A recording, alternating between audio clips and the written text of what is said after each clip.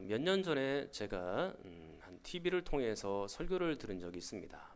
그 설교의 내용을 보니까 제목이 성령과 부흥 그랬어요. 그래서 부흥에 대해서 제가 관심이 있으니까 TV를 이렇게 보고 앉아 있었죠. 근데 그 분이 설교를 하면서 시작을 이렇게 하시더라고요. 할렐루야 하면서 이 교회가 제1성전, 제2성전, 제3성전, 제10성전, 제30성전까지 부흥되기를 축원합니다. 그렇게 하시더라고요. 근데 여기서 아멘 하시면 안 됩니다. 아직 타이밍이 아니에요.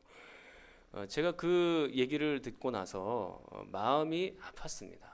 왜냐하면 교회가 마치 회사의 분점이나 대리점처럼 그렇게 자꾸 넓혀져 가는 것. 이제까지 한국 교회는요, 교회에 사람이 많아지고 교회의 건물이 늘어나고 그리고 교회에 헌금이 늘어나면 그것을 부흥으로 알아왔던 것입니다. 그 부흥이라는 것은 완전히 오해를 한 것이죠. 정말로 부흥이라는 것은 숫자의 본질이 있는 것이 아니다라는 점이죠. 진짜 부흥이라는 것은 뭐라 그랬습니까? 성령 하나님의 역사라고 했죠. 성령 하나님이 역사하셔서 특별한 시기, 특별한 장소에 임하셔서 아주 강력하게 임하셔서 정말로 공동체와 사람들을 바꿔 가시고 또 소송케 하고 살아나게 하는 그것을 부흥이라고 얘기를 했습니다. 성령 하나님의 역사로 영혼이 변화되는 거예요. 사람이 변화되는 것입니다. 그게 바로 부흥이죠. 물론 성령 하나님께서 강력하게 역사하셔서 소나기처럼 양동이로 화단에 물을 확 주는 것처럼 강력하게 그렇게 역사하시지만 때로는 평범한 일상 가운데서도 그리고 가랑비와 같은 은혜로 우리에게 은혜가 부어지는 것만큼도 분명합니다. 그러나 이 부흥의 시기에는 그것보다도 더 강력하다 그겁니다. 그리고 이 죽어있는 상태여야지만 공동체와 영혼이 죽어있는 상태여야지만 부흥이 일어나는 것은 아니고 일상을 지나가는 현상 속에서도 부흥은 일어날 수 있죠. 그래서 성령께서 임하면 공동체가 완전히 새로워집니다. 그리고 공동체가 하나님의 말씀으로 완전히 바뀌어집니다. 소송케 되니까요. 그게 바로 우리는 부흥이라고 얘기하는 것입니다. 그리고 우리가 왜 부흥을 열망해야 되느냐? 두 가지로 말씀을 드렸죠. 첫 번째로는 세상을 위해서 그런 것입니다. 아직까지 많은 사람들이 예수 그리스도를 믿지 않고 있고 그리고 심지어 그들은 기독교를 대적하기도 합니다. 그리고 내 하나님이 어디 있느냐고 조롱하기도 하죠. 그런데 부흥의 시기가 임하면 그들도 하나님을 믿고 하나님께로 돌아오는 역사와 기회가 생기는 거죠. 그렇기 때문에 부흥을 열망해야 되는 것입니다. 부흥을 열망해야 되는 두 번째 이유는 교회를 위해서 그런 것입니다. 교회가 좀 더 하나님을 경외하고 하나님을 잘 믿도록 하는 그런 일들을 위하여 부흥을 열망해야 되는 것이죠. 우리는 아직까지도 하나님을 깊이 있게 경외하지 못합니다. 여러분, 하박국 시대의 모습을 우리가 이미 살펴보았지 않습니까? 하박국 시대의 이스라엘 공동체, 그 교회의 모습은 강포와 죄악의 모습이었습니다. 그래서 하나님 앞에 간절하게 하박국 선지자가 기도를 했죠. 하나님, 수년 내에 부흥을 일으키셔서 이 모든 죄악들이 다 제거가 되고 온전히 하나님을 제대로 경외하는 날들이 오기를 원합니다. 그렇게 열망했던 것입니다. 그런 것처럼 이 땅에는 지금 부흥이 필요합니다. 우리 교회뿐만 아니라 많은 교회들 가운데에 이 모든 범죄와 죄악들이 제거가 되고 정말로 부흥을 일으키셔서 하나님이 이곳에 가득 임재해 계시고 공동체가 새로워지는 그런 역사가 일어나야 되는 것이죠. 그것을 위해서 부흥을 우리가 열망하고 있는 것입니다. 오늘은 여러분들과 함께 부흥관에 대하여 알아보도록 하겠습니다. 지금부터 여러분들에게 이 외국 사람 이름을 몇 사람 이야기를 할 겁니다. 그래도 조금 어렵다 생각할 이유가 없는 것이 차근차근 따라오시면 힘든 점이 전혀 없고, 이 외국 사람 이름들을 여러분들이 조금 기억을 하시면 다음에 설교를 들으실 때 도움이 많이 되시리라, 그렇게 생각이 됩니다. 자, 부흥관에 대하여 그리고 부흥에 대한 견해로 보통 세 가지로 압축하여 이야기를 합니다. 첫 번째, 부흥은 반복되지 않는다 라는 의견이 있습니다. 그리고 두 번째, 부흥은 반복이 되되 사람의 의지에 의하여 반복될 수 있다라고 생각합니다. 그리고 세 번째, 부흥은 반복이 되되 오직 성령 하나님의 역사로 반복된다, 그런 의견이 있습니다. 자, 다시 한번 불러드릴까요? 첫 번째는 부흥은 반복되지 않는다. 두 번째, 부흥이 반복되되 사람의 의지에 의하여 반복된다. 세 번째, 부흥이 반복은 되지만 오직 성령 하나님에 의하여 반복된다. 이 세 가지 견해가 있습니다. 저의 의견은 어디에 따라갈까요?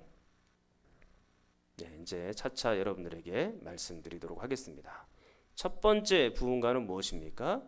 부흥은 반복되지 않는다라는 점이죠. 부흥은 단회적이다, 이례적이다, 그렇게 말하는 것입니다.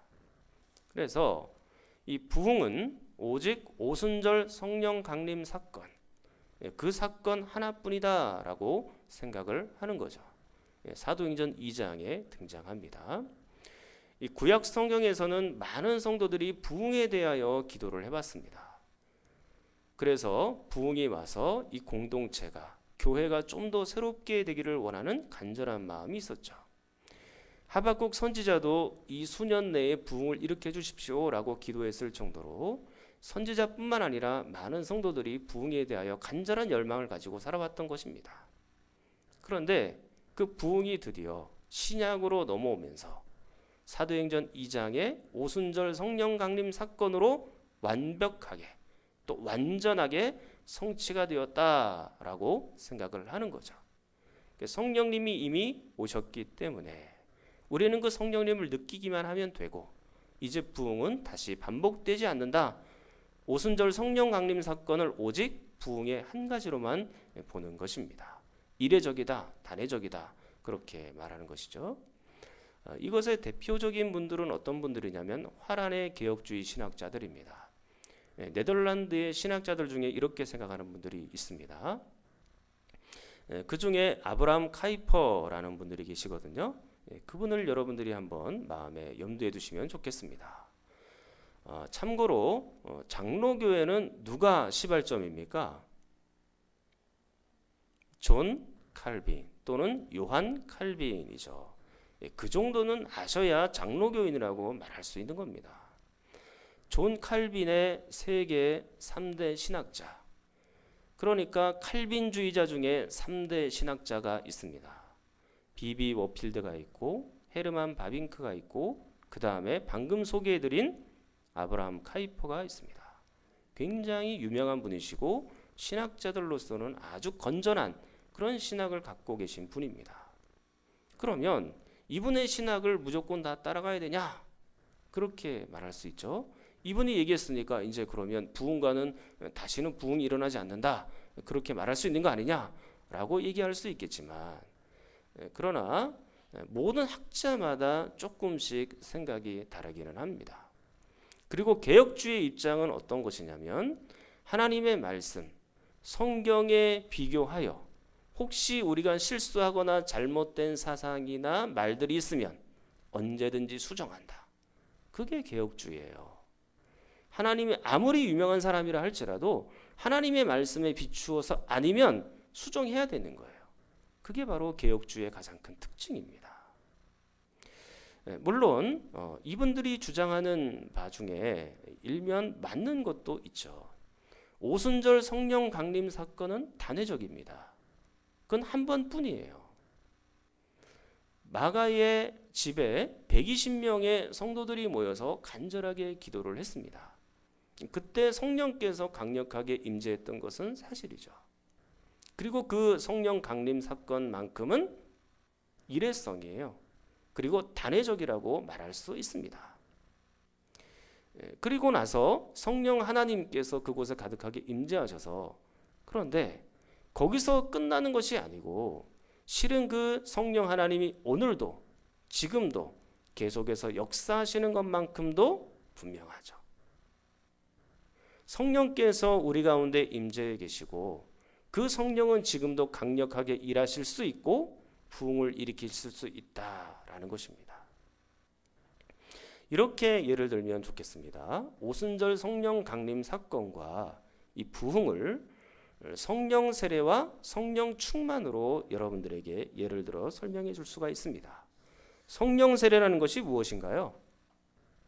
성령 세례는 예수 그리스도를 믿을 때, 사실은 그때를 성령 세례라고 하는 것입니다. 예수 그리스도를 믿는 것이 우리 스스로 예수님을 믿는 겁니까? 우리가 믿어진다고 믿어지는 거예요? 그게 아니죠. 성령 하나님이 믿게 하셔야 믿어지는 것입니다. 근데 성령 하나님이 예수 그리스도를 믿을 때 그때 오시잖아요. 그때를 우리는 성령 세례라고 말하는 것입니다. 근데 성령 세례는 일생에 단 한 번뿐이에요. 우리가 인식하지 못할 때도 있지만 어쨌든 예수 그리스도를 믿어지는 그 순간, 그때를 성령 세례라고 표현하고 이례적이고 단회적이고 한 번뿐입니다. 그런데 성령 충만은 좀 다르죠. 성령 충만은 반복되어 나타날 수 있는 것입니다. 우리가 일생을 살아가면서 성령 세례를 받고 성령이 우리 안에 내주해 계시면 그 성령은 우리 안에 계속해서 충만하게 역사하실 수가 있습니다. 어느 시기가 되면 우리 개인이 정말로 하나님의 말씀에 대해서 간절한 마음이 들게 되고 정말로 기도에 목숨을 걸게 되고 그리고 복음 전도의 사명을 가지고 최선을 다하는 그런 날들이 옵니다. 그때를 우리는 성령 충만한 시기라고 얘기를 하죠. 근데 이 성령 충만한 시기는 한 번으로 끝나는 게 아니고 반복되어 나타날 수 있다는 것입니다. 그 성령 충만이 개인적일 때는 성령 충만이지만 그게 공동체로 옮겨갔을 때는 그게 바로 부흥이라고 얘기하는 것입니다. 교회 안에, 그리고 이 땅의 교회 안에 성령 충만한 사람이 대부분이다. 그러면 그것을 우리는 부흥이라고 얘기할 수 있는 것이죠. 정리하여 말씀을 드리면 성령 세례처럼 단회적인 것, 그것은 오순절 성령 강림 사건과 비슷한 것이죠. 그리고 성령 충만, 그것은 반복되는 것 아닙니까? 역시 부흥도 그렇게 반복이 될 수 있다라는 것입니다. 그리고 교회사를 보아서도 이 성령 충만과 부흥은 늘 반복되어 왔다는 것을 알 수 있죠. 유럽에도 있었고 미국에도 있었고 우리나라에도 있었습니다. 100여 년 전에 1907년에 평양에 대부흥 운동이 있었지 않습니까? 그런 것들을 우리는 부흥이라고 말할 수 있고 지금도 부흥은 반복해서 일어나고 있는 것이죠. 그렇기 때문에 부흥은 반복되지 않는다라는 것을 받아들이기는 조금 어렵습니다. 두 번째 부흥과는 부흥은 반복되되 사람의 의지에 의하여 반복된다라고 얘기하는 사람들이 있습니다. 이런 사람들이 별명이 바로 부흥주의자입니다. 부흥주의자들 그렇게 표현을 하거든요. 인간의 노력과 의지가 있으면 부흥은 언제든지 올 수 있다 그렇게 생각을 하는 거예요. 우리가 열심히 전도하면 부흥된다는 겁니다. 그게 부흥주의자들의 모습이에요. 우리가 의지를 가지고 전도하고 그리고 회개하고 또 거룩한 의무와 습관을 다하면 부흥은 반드시 일어난다 그렇게 생각하는 것입니다. 그리고 설교가 제대로 선포가 되고 바르게 선포가 되면 부흥은 바르게 일어날 수 있다라고 생각을 하는 거죠. 이 대표적인 분이 누구냐면 찰스 피니 같은 분입니다. 이 찰스 피니라는 사람의 이름은 여러분들이 일단 외워놓으시고 그 다음에 다음번에 제가 이 찰스 피니에 대해서 자세하게 설명을 드리도록 하겠습니다. 자, 이렇게 부흥이 반복되되 특히 사람의 의지에 의하여 반복될 수 있다라고 하는 의견, 이분들은 자주 드는 성경 구절이 있는데 역대하 7장 14절입니다. 성경을 한번 찾아보도록 하겠습니다. 요엘서 말씀을 접어두시고요. 역대하 7장 14절로 가보겠습니다.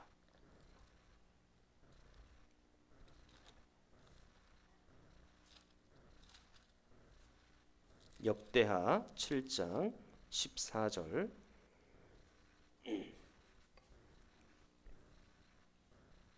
(664쪽입니다) 구약성경 664쪽 역대하 7장 14절. 부흥주의자들이 이 말씀을 붙들고 얼마나 부흥에 대하여 간구하는지, 자, 14절 말씀 한번 여러분들이 읽어보겠습니다. 시작.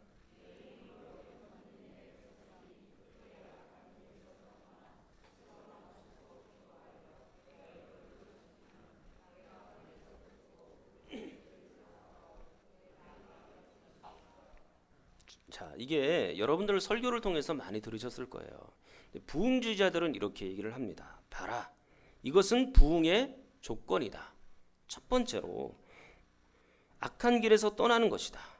두 번째 조건은 스스로 낮추어야 된다. 세 번째 조건은 기도하는 것이다. 그러면 하나님께서 우리에게 분명히 부흥을 주실 것이다. 그렇게 생각하는 것이죠. 온통 인간의 행위에만 관심이 있습니다. 그러나 본문 성경은 그렇게 해석을 해서는 안 되는 거예요. 강조점이 전반부에 있는 것이 아니고 후반부에 있는 것입니다. 내가 하늘에서 듣고 그들의 죄를 사하고 그들의 땅을 고칠지라 그랬습니다. 바로 내가의 강조점이 있는 것이죠. 즉 하나님께 강조점이 있는 것입니다. 인간의 노력과 의지와 어떤 조건으로 부흥이 일어나고 땅이 고쳐지는 것이 아니고 하나님께서 그 죄악을 사하시고 고쳐주신다라는 것에 더 초점을 맞추고 이 말씀을 보아야 하는 것입니다. 물론 부흥의 시대 때는 역대하 7장 14절처럼 정말 스스로 겸비하고 낮아지고 기도에 매달리고 그리고 악을 제거하기 위하여 애를 쓰는 현상이 있는 것만큼은 분명합니다. 그러나 아무리 그렇다고 해서 부흥이 자동적으로 오는 것은 아니에요. 하나님께서 원하실 때, 그리고 성령 하나님이 기뻐하실 때, 그때에 비로소 부흥이 오는 겁니다. 인간이 아무리 노력하고 의지를 가지고 최선을 다한다고 해도 그게 부흥이 올 수 있는 조건은 아니다라는 것입니다. 하나님이 하셔야 되는 거죠. 하나님의 때. 가령 제가 여러분들에게 지난 주일에 말라기에 있는 부분과 하박국에 있는 설교를 통해서 여러분들의 죄를 지적했지 않습니까? 그리고 그전 설교를 통해서 보면 여러분들의 죄를 지적한 부분들이 많습니다. 성경을 통해서만 여러분들에게 말씀을 전했기 때문에 분명 바르게 증거가 되어졌다면 여러분들은 그 다음엔 어떻게 됩니까? 눈물을 줄줄 흘리고 이 예배 시간 끝나서도 곳곳에서 여러분들은 회개 기도가 터지고 그리고 밖으로 나가서 열심히 복음을 전하는 그런 사람이 되어야 되겠죠. 부흥의 시대는 그겁니다. 그런데 아직까지 저는 우리 교회가 부흥이라고 생각할 수 있을 것만은 그런 현상들을 발견하지는 못했습니다. 물론 우리 교회가 개인적으로 여러분들이 성장한 적은 있고 그리고 하나님의 말씀으로 잘 따라오시는 것만큼은 분명합니다. 그러나 그게 공동체 전체가 그렇다고 보기에는 어려움이 있는 것이죠. 그리고 우리 교회가 제가 온 이후로 100명 정도 더 나오기는 했습니다만 안정적으로 출석하고 계시죠. 그러나 100명이나 되는 더 많은 숫자가 우리 교회에 나온다고 해서 그걸 부흥이라고 말하지 않는다라는 것입니다. 진짜 부흥은 여러분들에게 영적인 각성이 일어나서 제대로 여러분이 회개하고 제대로 여러분이 예수 그리스도의 복음을 증거하고 그리고 하나님의 말씀이 제대로 선포가 될 때 그것을 우리는 부흥이라고 말하는 것입니다. 인간이 어떠한 조건을 갖췄다고 해서, 그리고 말씀이 바로 선포가 되어진다고 해서 인간이 부흥을 일으킬 수 있는 것은 아니다라는 것이죠. 한 번 더 성경을 통하여 예를 들도록 하겠습니다. 사도행전 2장으로 가서 보겠습니다. 신약성경 사도행전 2장입니다. 189쪽 2장 37절입니다. 189쪽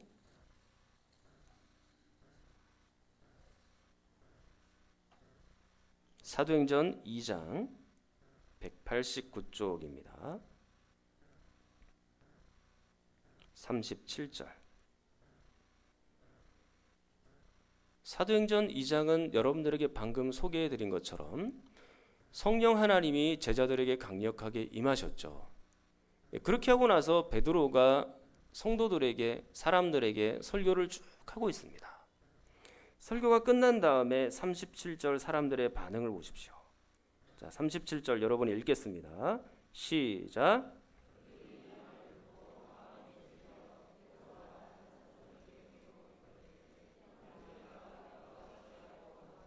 그렇죠. 지금 하나님의 말씀이 제대로 선포가 되었고, 그리고 사람들의 반응은 어떻습니까? 야, 도대체 우리가 그러면 어떻게 해야 구원을 받을 수 있는 거냐라고 막 그냥 간절한 열망과 소망에 사로잡혀 있지 않습니까? 회개하면서 이런 마음을 가지는 거죠. 그때 사람들이 41절에 보십시오. 그 말을 받은 사람들은 세례를 받음에 이날의 신도수가 몇 명입니까? 3,000명이나 더했다라고 말합니다. 그런데 부흥주의자들은 이렇게 얘기해요. 봐라, 하나님의 말씀이 제대로 선포가 됐고, 그리고 사람들이 이렇게 정확하게 회개를 하고 있으니까 3,000명이나 되는 사람이 하나님의 품으로 돌아왔다. 이게 부흥이 아니고 뭐냐? 인간이 조건만 갖추면 언제든지 부흥은 일어날 수 있다라고 생각하는 거죠. 그러나 사도행전 7장으로 가서 보십시오. 사도행전 7장입니다. 7장 54절. 이 7장 역시 스데반이라는 분이 설교를 하고 있습니다. 쭉 길게 설교를 하고 있는데 53절까지 설교를 합니다. 그들의 죄를 지적하고 정확하게 예수님의 복음을 증거하고 전하죠. 그때 사람들의 반응이 54절에 보면 그들이 이 말을 듣고 마음에 찔렸다 그렇게 말씀을 합니다. 베드로도 하나님의 말씀을 제대로 전했고 스데반도 지금 하나님의 말씀을 제대로 전했습니다. 그리고 반응 역시 그 두 부류가 마음에 찔렸다라고 포함이 되어 있죠. 그러면 이제 베드로가 설교했던 것처럼 스데반 설교도 당연히 반응을 하여 사람들이 수천 명씩 하나님께로 돌아와야 정상이죠. 부흥주의자들에 의하면. 그렇죠? 그런데 잘 보십시오. 54절 중간쯤에 보면 그를 향하여 사람들이 이를 갑니다. 57절 그들이 큰 소리를 지르며 귀를 막고 일제히 그에게 달려듭니다. 귀를 막았다는 것은 하나님의 말씀을 거절했다는 얘기예요. 그리고 58절 성 밖으로 내치고 돌로 스데반을 쳐서 스데반을 순교에 이르게 합니다. 자, 부흥의 조건은 어느 정도 갖추지 않았습니까? 하나님의 말씀이 똑같이 증거되어졌고 전해졌어요. 베드로나 스데반 시대나 똑같이 하나님의 말씀이 전해졌지만 그러나 그 결과는 판이하게 다릅니다. 제가 지금 말씀드리고 싶은 것은 부흥이라는 것은 하나님께서 원하시는 때에 되는 것이지 인간이 어떠한 준비와 조건이 갖춰져 있다고 해서 부흥이 바로바로 일어나는 건 자동적으로 일어나는 것은 아니다라고 여러분들에게 말씀을 드리는 것입니다. 설교가 아무리 뛰어나도 여러분들이 이 자리에서 떼굴떼굴 구르며 기도하고 회개하고 한다 할지라도 하나님이 원하시지 않으면 부흥은 안 일어나는 거예요. 그래서 사람의 의지에 의하여 부흥이 반복된다. 이것도 우리가 받아들일 수가 없는 것입니다. 그러면 이제 마지막 세 번째 부흥관이 남아있죠. 부흥은 반복되지만 오직 성령 하나님에 따라 반복이 된다라는 것입니다. 우리는 이 견해를 추구하고 따라가고 이것이 바른 견해이고 성경에 가까운 견해라라고 그렇게 믿습니다. 이 대표적인 학자들이 누구냐면 조나단 에드워즈 목사님, 또 로이드 존스 목사님, 이런 분들이 이 부흥관을 지지하고 있습니다. 조나단 에드워즈 목사님이 부흥에 대하여 정의를 내리면서 이렇게 말씀을 하셨습니다. 부흥이란 하나님이 놀라운 방식으로 자기 백성의 신앙을 소생시키는 특별한 시기라고 하였습니다. 하나님의 주권에 관심이 있는 거예요. 부흥이란 하나님이 놀라운 방식으로 그랬잖아요. 그러니까 하나님께서 그 일을 일으켜 주시는 것이다 라고 말하는 겁니다. 아무리 우리가 부흥을 일으키고 싶어도, 우리가 아무리 준비가 잘 되어도 하나님이 원하시지 않으면 안 된다, 그 얘기를 지금 하고 있는 것이죠. 그리고 또한 오늘 본문을 이제 넘어와서 보겠습니다. 요엘 2장입니다. 요엘 2장 28절로 30절입니다. 이렇게 되어 있죠. 그 후에 내가 내 영을 만민에게 부어주리니 너희 자녀들이 장래일을 말할 것이며 너희 늙은이는 꿈을 꾸며 너희 젊은이는 이상을 볼 것이며 그때에 내가 또 내 영을 남종과 여종에게 부어줄 것이며 내가 이적을 하늘과 땅에 베풀리니 곧 피와 불과 연기 기둥이라 그랬습니다. 온통 주어가 내가이죠. 곧 하나님이 주어인 것입니다. 하나님인 내가 성령을 만민에게 부어줄 것이다. 하나님인 내가 남종과 여종에게 성령을 부어줄 것이다. 내가 이적을 일으킬 것이다. 하나님이 그렇게 할 것이다 라고 말합니다. 여기에 무슨 인간의 노력이나 의지가 있습니까? 전혀 인간의 의지나 노력은 끼어들 자리가 없습니다. 자녀들이 장래일을 말하게 된 것은 하나님의 역사죠. 부흥주의자들이 말하는 것처럼 인간이 언제든지 예언할 수 있고 말할 수 있고 부흥을 일으킬 수 있다는 건 아닙니다. 하나님이 지금 하고 있잖아요. 나이가 많은 분들이 꿈을 꾸게 되는 것도 스스로 꿈을 꾸는 것이 아니고 하나님이 꾸게 하시는 겁니다. 젊은이들이 이상을 보게 하는 것도 하나님이 그렇게 하시는 것이죠. 전적으로 하나님의 주권에 달려있는 겁니다. 그렇다면 부흥 역시 하나님의 주권에 달려있고 하나님이 원하시는 시기, 하나님이 원하시는 때에 그렇게 부흥을 충만하게 일으켜 가시는 것입니다. 이게 바로 우리가 추구하는 부흥관의 모습이에요. 다음 주일에는 여러분들과 함께 이 하나님의 주권에 대해서 조금 더 깊이 있게 살펴보려고 합니다. 오늘은 여러분들과 함께 부흥관 세 가지를 살펴보았죠. 첫 번째는 무엇입니까? 부흥은 반복되지 않는다. 그리고 두 번째는요, 반복이 되지만 사람의 의지에 의하여 반복된다. 이 두 가지는 우리가 다 받을 수 없다 그랬죠. 마지막 것은 무엇입니까? 반복이 되지만 오직 성령 하나님에 의하여 반복된다 그랬습니다. 이게 사실 압축하면 두 가지죠. 반복된다, 반복되지 않는다. 근데 우리는 반복된다, 그 중에 성령 하나님의 의지에 의하여 반복된다. 그것을 성경에 가까운 것으로 그렇게 생각하는 것입니다. 사랑하는 성도 여러분, 우리 교회가 또 이 땅의 교회가 성령 하나님이 강력하게 역사하셔서 이 교회 공동체를 완전히 바꾸게 되는 그런 열망을 여러분들이 가질 수 있기를 간절히 축원합니다. 우리 한번 통성으로 기도하겠습니다. 하나님 아버지, 우리에게는 하나님의 주권적인 역사가 필요합니다. 성령 하나님의 일하심이 필요합니다. 성령께서 역사하셔서 우리 가운데 참된 부흥이 오게 하여 주시옵소서. 하나님을 더 깊이 경험하는 부흥이 있게 하여 주시옵소서. 우리 성경 전원인과 환우들을 위해서도 함께 기도합니다.